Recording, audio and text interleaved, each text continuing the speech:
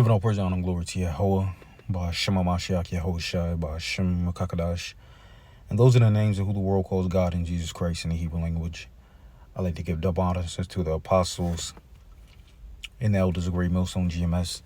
And salutations to the whole full brethren out there pushing the word in sincerity and in truth, risking their lives and their freedom to do so. And of course, to those men, women, and children, which make up the whole full body of Hamashiach Yahushua, I like to say peace and blessings upon you and the Holy Spirit, the Ruach.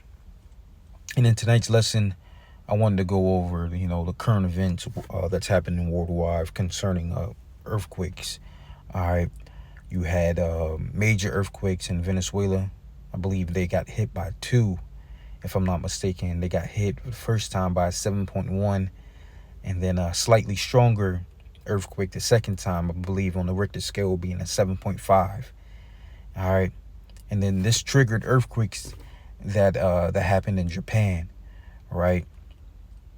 And these are the signs. The reason why this is important, right?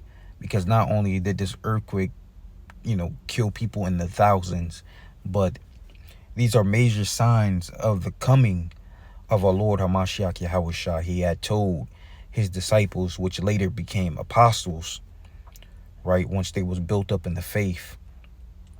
Right, he had told them that concerning the sign of his second coming, right, you have to be aware and watch for these things. And one of the things he told us to watch for was the signs of the earthquakes, right? So you have this going on in the world. And not only this, we have, coupled with the earthquakes, we have civil unrest going on worldwide. A lot of people forget the fertilizer crisis due to the closure of the Strait of Hormuz, the effects that's going to have on people's living situations and people's wallets, right? And them not being able to buy food, right? These factors that could lead up to starvation is going to cause civil unrest, and this is what we see happening worldwide. All right, so that's what I want to go into in today's lesson, and I hope you brothers out there be edified. I have right here Jason A channel. He had made a video concerning the earthquakes entitled "Breaking Major Event Worldwide in the Past 24 Hours." All right, so I want to play this video, but before I play it, I want to actually grab Matthew's 24th chapter, where it reads Matthew's 24:3, and it says, "And as he sat upon the Mount of Olives, the disciples, right, came unto him privately," talking about who the world calls Jesus Christ, Hamashiach Yahushua in the Hebrew. It says, "The disciples came unto him privately, saying, Tell us when thou shalt see, tell us when these things, tell us when shall these things be." That's the old English, man. That's tongue twister. "Tell us when shall these things be, and what shall be the sign?" You see, what shall be the sign of thy coming? And the coming that they're talking about is the sign of his second coming, where he was going to, because the first time he came, Yahushua was the sacrificial lamb, right, that died, starting with mainly for the elect of Israel, right? The Lord Hamashiach Yahushua died for the elect of Israel, and through the elect of Israel, the remaining of the nation of Israel is going to be brought forth in the kingdom of heaven, right? That's the order that Yahushua's sacrifice pertains to. It really pertains to the elect, right? But when they're talking about that sign of his coming, it wasn't talking about when he came as a sacrificial lamb, right? This is talking about the second coming of Hamashiach Yahushua, where he was going to overthrow this neo-Roman Empire, right, which is America in these last days. All right, this is the sign of the coming that they're talking about, right? So what was going to be the signs, and what shall be the sign of thy coming, and the end of the world? And the end of the world is pertaining to Esau, the Edomites, right? Esau, Edom going down, because the end of the world is not the whole entire world, the whole entire earth being swallowed by a black hole, right? Esau, Edom will give you that thesis that, these are some of the some of the ways that the world is going to end. No, according to prophecy, the end of the world is the dominion or the kingdom of the Edomites going down. All right, let me get that in a second address.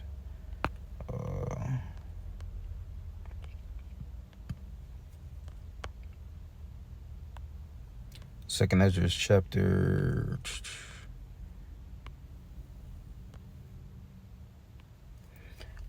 The book of Second Esdras chapter 6. I get to the point. No, I start at verse 8.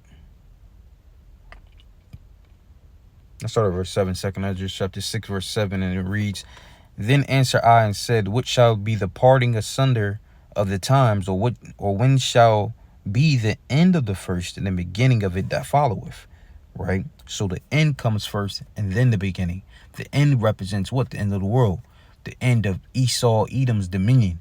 And then after that ends, then the beginning is going to happen. Right?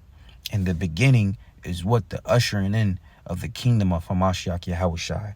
Right? So this is what this prophecy is pertaining to. And it reads, And he said unto me, From Abraham unto Isaac, when Jacob and Esau were born of him, going back to Genesis, the 25th chapter, what does it say?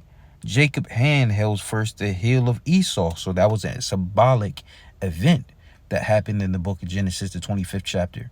Jacob's hand held first the heel of Esau, which was symbolic of what? Esau, Edom, he was the firstborn, meaning what? He was going to have the concerning the dominion of the whole entire earth, right? Because his kingdom is different from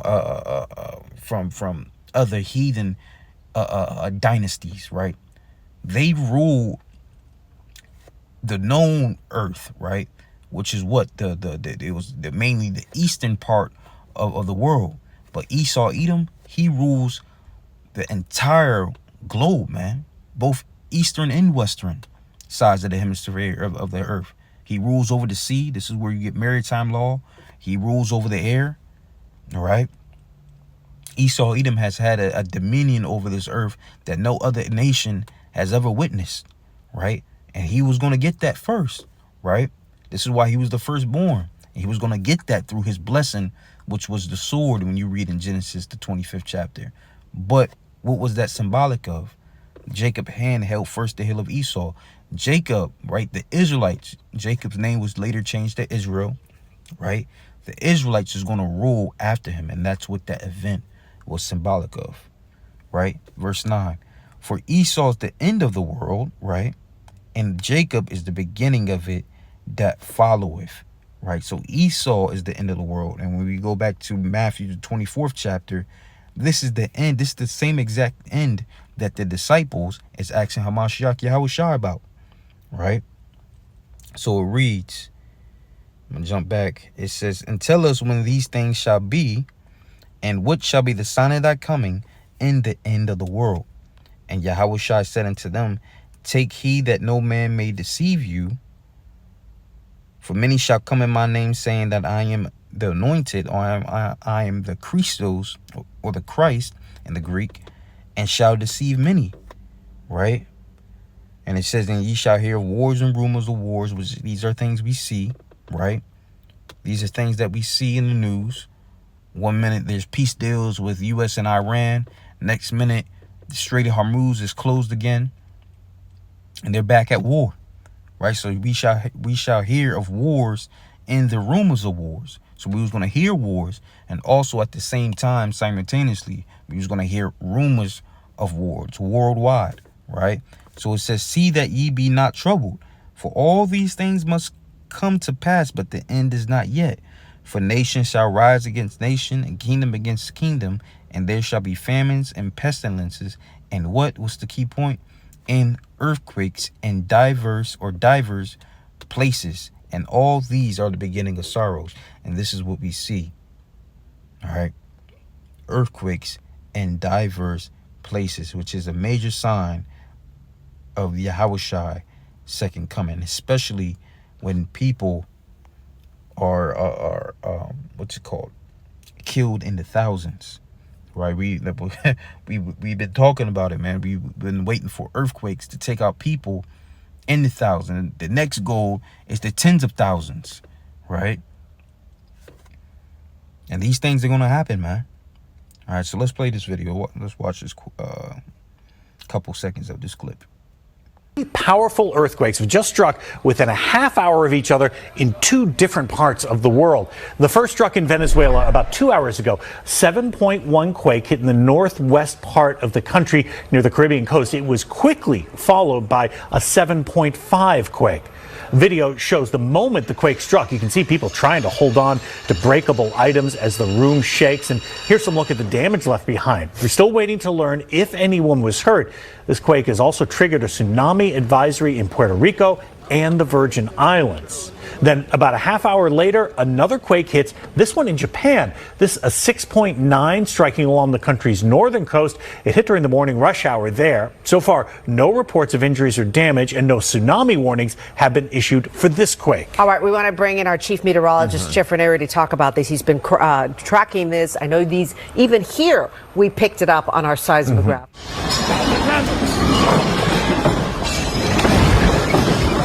Three major earthquakes rattled a trio of nations globally on Thursday. The first quake hit the north coast of California with a 5.6 magnitude tremor just after 8 a.m. on Wednesday local time.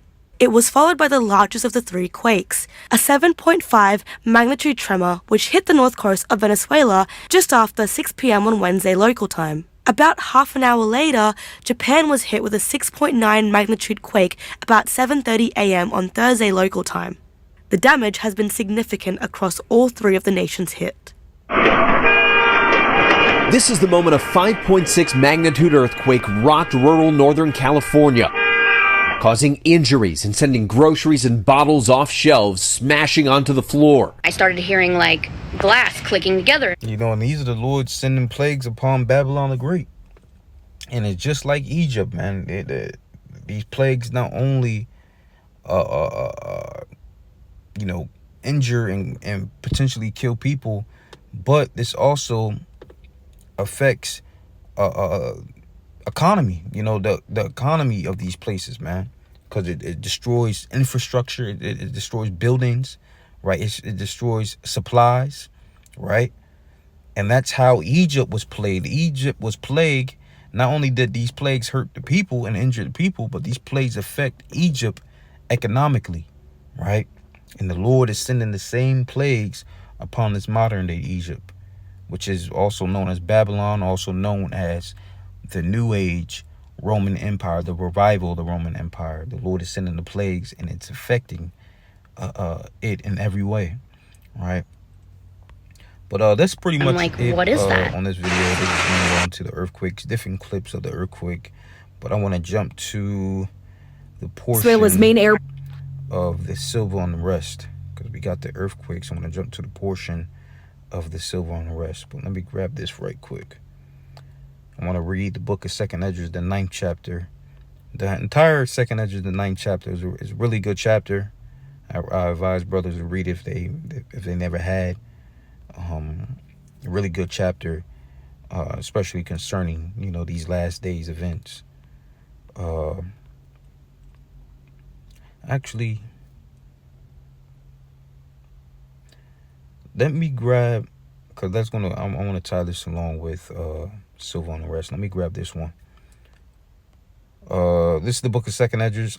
This is the book of Isaiah chapter 29 verse 6, where it reads, "And thou shalt be visited of the Lord of hosts with thunders and with earthquake and great noise, with storm and tempest and the flame of fire." And these are the different events the Lord may visit a society, right? Because of idolatry, right? The worship of false gods, the excess of wickedness. These are the different ways that the Lord, or the different events that the Lord visits a society, man. And we know that the sins of this world, the sins of Babylon the Great, this kingdom has reached unto the heaven. So the ultimate plague, even though we're seeing earthquakes, we're seeing these different tempests, these tsunamis, these different storms that's devastating countries, the ultimate plague that we're waiting for is that devouring fire, which is going to be the nuclear fire that the Lord is going to unleash in this third world war. All right, that's going to be the fire of the Lord's indignation, right? His righteous anger, and that's the Lord. That's the way that the Lord is going to plead or judge the world, man. And the only ones that's going to be saved out of that judgment, just as the Lord flooded the world by the way of water, that was the Lord's righteous anger. The only ones that's going to be saved from the Lord's anger is the elect, the ones that's been covered by the blood of the Lamb, the blood of a Mashiach Yahushai, and have had their sins forgiven. Those are the only ones that's going to make it. As far as the rest of the world, they're going to have to experience the plagues of the Lord, right? So this is why, we see earthquakes in diverse places, right? So let me grab this article right quick. This is from Reuters.com, and it's an article entitled "Falling Energy Prices Won't Diffuse Rising Risk of Civil Unrest in Emerging Markets." So, as I mentioned, we see the earthquakes, and at the same time, we see we see civil unrest going on worldwide, right? So let me read this right quick. This is the book of 2 Ezra chapter 9 verse 1, where it reads, "And he answered me then and said, Measure thou the time diligently in itself." Right? So we're supposed to be measuring the time, right? To see what part of this prophecy, of the biblical prophecy that we're living in real time, right? You're supposed to measure that, right? And we measure it by comparing spiritual things with spiritual. We compare it with current events, and we match it up with the prophecies of the scriptures. This is how you measure thou the time diligently within itself, right? And only the spiritual man with the spiritual eye can do this, man. All right. And it says, "And when thou seest part of the signs pass," when we see these prophecies come to pass, right? It says, "which I have told thee before, then thou shalt understand that this is the very same time wherein the highest will begin to visit the world which he made," right? When we see these things come to pass, then we know that this is the same time the Lord is going to visit the world, right? And he ultimately is going to visit the world through his son, Hamashiach Yahushai. And we know this when we see these things come to pass. And these are some of the signs right here. Verse 3. "Therefore, when they shall be seen of what? Of earthquakes and uproars of the people in the world, then shalt thou understand that the Most High spake of those things from the days that were before thee, even from the beginning." So we went into the earthquakes. Now let's touch on the uproars of the people, or the civil unrest. On Reuters.com, article entitled "Falling Energy Prices Won't Diffuse Rising Risk of Civil Unrest in Emerging Markets." I believe this article came out today, if I'm not mistaken, or yesterday. It came out yesterday, Saturday, June 26th, I believe.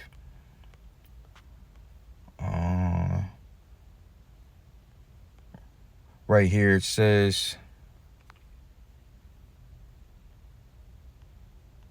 can I click out of this? What the hell? Right here. It says, "Global civil unrest has hit a 6-year high in the second quarter of 2026. UK-based global risk consultancy Risk Maplecroft told Reuters it produces a quarterly index tracking recorded protest events globally over a rolling 12-month period, measuring their frequency, scale, and severity. Oil prices have fallen toward pre-conflict levels, with Brent nearing $70 a barrel after an accord last week between Washington and Tehran, meaning U.S. and Israel, U.S. and Iran. All right, these are the capitals of those cities. And it says, "Reopen shipping through the Strait of Hormuz. But months of elevated energy costs have already taken their toll. Oil prices remain volatile, and any fall in price of oil or other commodities as traded through the Strait of Hormuz resumes while they take time to filter through to consumers. Inflationary pressures from the disruption to shipping and damage to energy infrastructure will continue well into the second half of 2026. I can't pronounce that name. I don't. Yeah, the head of the EMEA at Verisk Maplecroft. It says Iraq, some of the countries that's suffering this civil unrest. It says Iraq has seen the sharpest proportional rise in protest activity among emerging markets over the past year, followed by Turkey, according to Verisk Maplecroft Silver Unrest Index, right? So you have Iraq and Turkey, right, experiencing the civil unrest, according to the index. It says which measures protest size, fatalities, and commercial property damage. India is another one, because when the Strait of Hormuz closed, they were already predicting the countries that was going to get affected first by the closure, right? I believe India's water supply was at risk, and also their food, right? So India was one of the first countries among other countries that was going to experience the devastation of this closure, right? So it says India, already the country was the highest risk of protest, has also seen a marked increase of demonstrations since the second quarter of last year, according to the index. Several major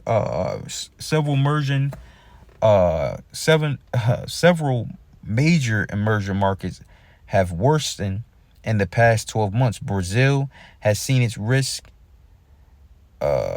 deteriorate significantly, while the score of Iran, which saw a huge anti-government protest before a crackdown earlier this year, has worsened sharply over the same period. So Brazil is also on this list. Let's skip down a little bit. Let's go to Kenya and Nigeria. It says a small group of emerging economies, including Bangladesh, Pakistan, Kenya, and Nigeria, have seen slight improvements in their level of civil unrest risk over the past year, but all remain firmly in high risk territory. Right, so they improved slightly, but Bangladesh, Pakistan, Kenya, and Nigeria is still in civil unrest high risk territory. Right. It says looking ahead, India, Mexico, Brazil, Argentina, Colombia, and Turkey among those most at risk. Man, that's like 1, 2, 3, 4, 5. That's another 5 countries, man. So as you can see, we see civil unrest happening at all-time highs, man, worldwide. What did they mention? It says flags: Ethiopia, Tanzania, Rwanda, Dominican Republic of Congo, Nigeria, and South Africa are countries to watch. Early signs of protests around fuel or something of foreshadowing for the rest of the continent, right? And they, of course, they have their charts or who's at risk. And that's at least 20 countries, man. You know, so we see these civil unrest happening worldwide, man. Coupled with the earthquakes that's happening worldwide, man. And these are all the signs that Yahweh Shah warned his disciples, which later became apostles, of, man. The signs of his second coming. Because the coming of the second coming of the Lord, Yahweh Shah, is near, man. It's near. Right? So it says right here, therefore, when ye shall be seen of earthquakes and uproars of the people in the world, then shalt thou well understand that the Most High spake of these things from the days that were before thee, even from the beginning. For like as all that is made in the world hath a beginning and an end, right? Everything in the world It has a beginning and an end, right? Just as all of these things have a beginning and an end, what does it say? And the end is manifest, meaning the end is revealed, right? It's being revealed. And it's being revealed by these signs, by the signs of the times, right?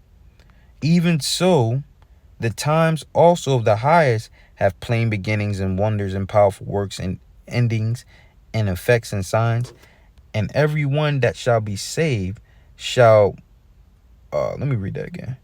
For like as all that is made in the world hath a beginning and an end, and the end is manifest, even so the times also of the highest having plain beginnings and wonders and powerful works and endings and signs and effects, right? And everyone that shall be saved and shall be able to escape by his work and by his faith, whereby ye have believed, shall be preserved from the said perils, meaning what the said dangers, right? Those that essentially have the faith in the Lord, right? And they show their faith by their works. Those are the essentially the elect. Those are the only ones that are going to be saved out of these perils, man, these perilous times, right? And it says, and shall see my salvation in my land and within my borders, for I have sanctified them for me from the beginning. And this goes into the predestination of the elect. They was predestinated from the very beginning, right, to be saved out of the out of these dangers, man. And this is where you get the book of life, right? The predestinated souls that was ordained to receive the holy salvation of the scriptures, man. Right? This whole entire chapter is good, man. It really is. And I advise brothers to read it. But concerning the signs of the times, man, this is to go to, all right? Because these are things that's happening in real time. Earthquakes and uproars of the people, all right? So with that, I don't know why it does that, man. I really don't know why it does that. I hate when it does that, man. But